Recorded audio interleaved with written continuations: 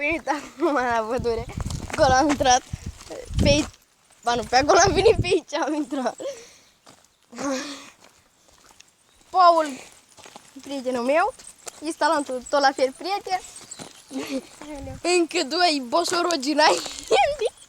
Mai au ce face. Exact așa. Noi la pădure. N-aveam ce face, chiar n-aveam ce face. Și se mai uită și noi cu pădure, da, exact. Mai vedem ce ne facem. Uite-l copacul ce ăla, ia uite-l. Văd la ce? Școale. Hai că de înăuntru, hop. Ce făi? Este discret. Ia uite, ia uite, ia uite. Ia uite. Chichețeie, iubiței. În fine. Mergi mai la de la? Mai la de la. Capul la, știi că acolo sunt bine vreo câteva drumuri. Să mergi până acolo. Da, dar ne oprim la pădure. Ha? Ne oprim așa, e Păi da, ne oprim mai, ca aici așa, dar aici e foarte frumos. e prea aproape. Da, aici. E umbră.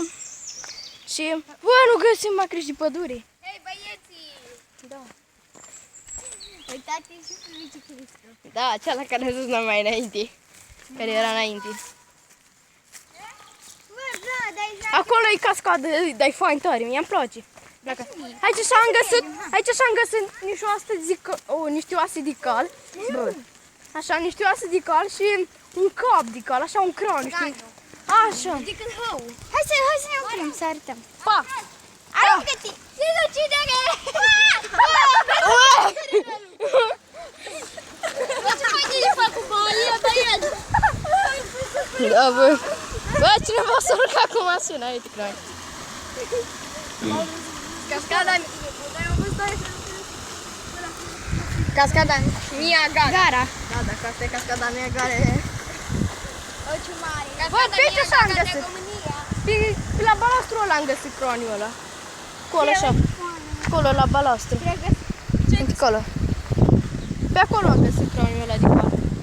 Și acum fac echilibristică.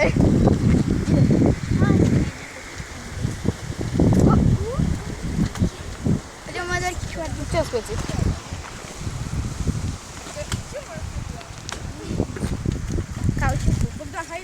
Uite să...